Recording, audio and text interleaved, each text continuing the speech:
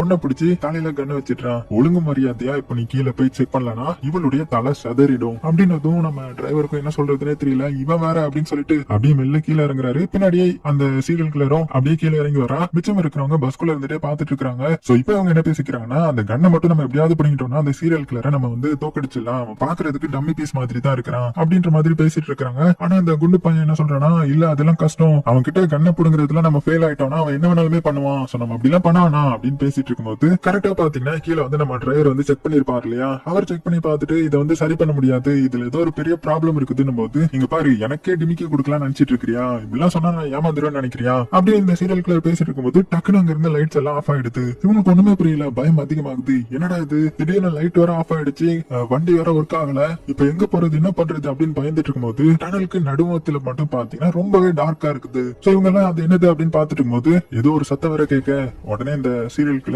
கண்ணை வச்சு நம்ம டிரைவரை மிரட்டி, நீ தான் போய் பாக்கணும், அங்க என்ன இருக்குதுன்றத சீக்கிரம் பாத்துட்டு எங்க கிட்ட சொல்லு அப்படின்னதும் டிரைவர் வந்து பயப்படுறாரு. இருந்தாலும் ஒரு கண்ணை வச்சு அந்த கியூனி பொண்ணை வேற மிரட்டிட்டு இருக்கான் இல்லையா. சோ அதனால வேற வழி தெரியாம அவரே அப்படியே மெல்ல முன்னாடி நடந்து போக பஸ்ல இருந்து எல்லாருமே பதற்றத்தோட பாத்துட்டு இருக்காங்க. சோ அதாவது நடுமத்துல ஏதோ அந்த மூட்டைய கவுத்தி வச்ச மாதிரி ஏதோ ஒண்ணு இருக்கவும் இந்த டிரைவரும் டார்ச் லைட் அடிச்சுட்டு அப்படியே பக்கத்துல போறாரு. அப்படி பக்கத்துல போன அவரு மிரண்டு போயிடுறாரு. ஏன்னா அப்படியே சாக்கு மூட்டையில இருந்தது அப்படியே எந்திரிச்சு நிக்குமா, அவ்வளவுதான் ஏதோ ஒரு உருவம் மாதிரி இருக்கு. பஸ்ல இருக்கிறவங்க எல்லாம் மிரண்டு போறாங்க, என்னடா இதுன்ற மாதிரி. ஆனா அது என்ன பண்ணுது தெரியுமா, அது அப்படியே அந்த டிரைவரை பிடிச்சி கொடூரமா அந்த இடத்துல அட்டாக் பண்ணுமா. அவ்வளவுதான் இதை பார்த்த மத்த எல்லாருமே மிரண்டு போய் வேக வேகமா பஸ்ல ஏற அந்த சீரியல் குள்ளரும் பஸ்ல ஏறி எல்லாரும் அமைதியா உட்காருங்க கத்தாதீங்க அப்படின்ற மாதிரி பதற்றத்துல அவன் கத்திட்டு இருக்கிறான். அப்போ அது போக சாவி இருக்கான்ற மாதிரி செக் பண்ணி பார்த்தா அந்த இடத்துல சாவியை காணும். அவ்வளவுதான் இன்னுமே கத்த ஆரம்பிக்கிறேன். ஏன்னா சாவியை வந்து அந்த டிரைவர் வந்து கூட எடுத்துட்டு போயிருப்பாரு போல, அவருடைய பாக்கெட்ல தான் இருக்கும். சோ அதனால அப்படியே 2-3 பேரை பார்த்துட்டு நம்ம குண்டு பையனை பார்த்துட்டு கண்ணை எடுத்து அவனை பார்த்து நீட்டி, இங்க பாரு நீ தான் போய் இப்போ வந்து அந்த சாவி எடுத்துட்டு வரணும் அப்படின்னதும்,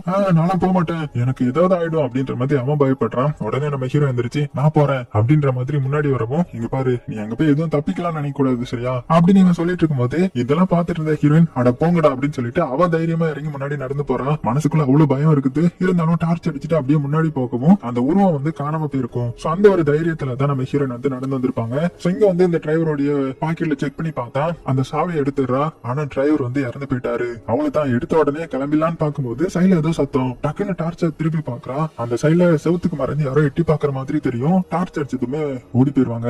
அவ்வளவுதான் எப்படி இருக்குன்னு பாத்துக்கோங்க. மிரண்டு போறா, பயந்து போறா, வேக வேகமா மறுபடியும் பஸ்ஸுக்கே ஓடி வந்துடுறான். உடனே இந்த சீரியல் கிளரும் இந்த திமிரு பிடிச்ச பையன் கிட்ட சாவி கொடுத்து வண்டியை ஸ்டார்ட் பண்ணு அப்படின்னு சொல்ல, அவன் பாத்தீங்கன்னா வண்டியை வந்து ஸ்டார்ட் பண்ணி பாக்குறான். ஸ்டார்ட் ஆக மாட்டேங்குது. ஏன்னா இன்ஜின்ல ப்ராப்ளம் இருக்குது இல்லையா. சோ ஸ்டார்ட் ஆகல அப்படின்னதும், ஸ்டார்ட் ஆகலையா எப்படியாவது ஸ்டார்ட் பண்ணு இல்லன்னா அவன் தலை செதறிடும் அப்படி இப்படி மிரட்டிட்டு இருக்கேன். இப்ப நம்மளும் பயங்கர டென்ஷன் ஆயிடுறான். யோ